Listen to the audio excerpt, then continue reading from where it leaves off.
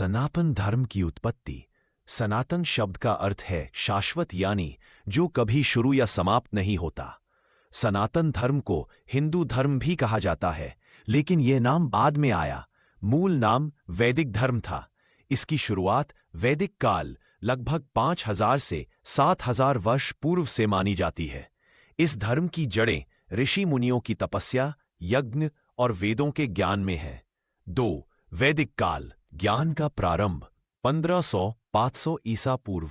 इस युग में 4 वेद ऋग्वेद, यजुर्वेद, सामवेद और अथर्ववेद की रचना हुई। जीवन के 4 पुरुषार्थ बताए गए: धर्म, अर्थ, काम, मोक्ष।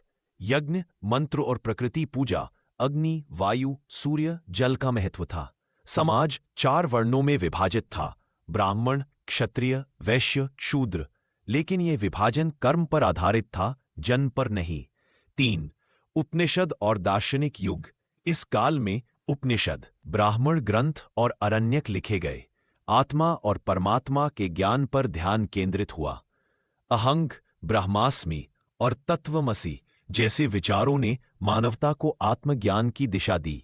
4. महाकाव्य काल। रामायण और महाभारत युग। इस समय भगवान श्री राम और भगवान श्री कृष्ण के आदर्शों ने धर्म के मूल्यों को जीवंत किया। रामायण ने मर्यादा का आदर्श दिया और महाभारत ने धर्म युद्ध का संदेश दिया। श्रीमद् भगवद गीता इसी काल की सबसे महान शिक्षाप्रद ग्रंथ है, जिसने कर्म, भक्ति और ज्ञान योग का मार्ग दिखाया। अब 5. बौद्ध जैन काल और पुनर्जागरण।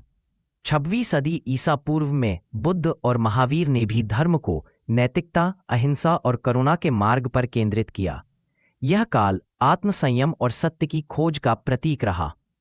बाद में आदि शंकराचार्य ने फिर से वेदांत और उपनिषदों की प्रतिष्ठा को पुनर्जीवित किया।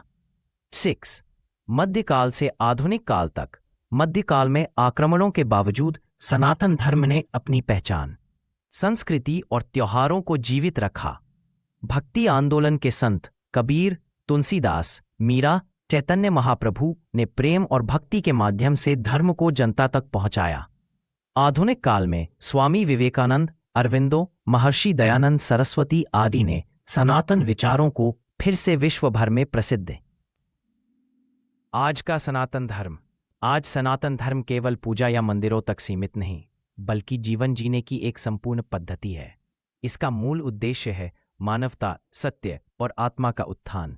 8. निष्कर्ष। सनातन धर्म किसी व्यक्ति या काल की देन नहीं, बल्कि मानव सभ्यता की आत्मा है। ये धर्म नहीं, जीवन का विज्ञान है, जो सृष्टि की उत्पत्ति जितना पुराना और आज भी उतना ही प्रासंगिक है।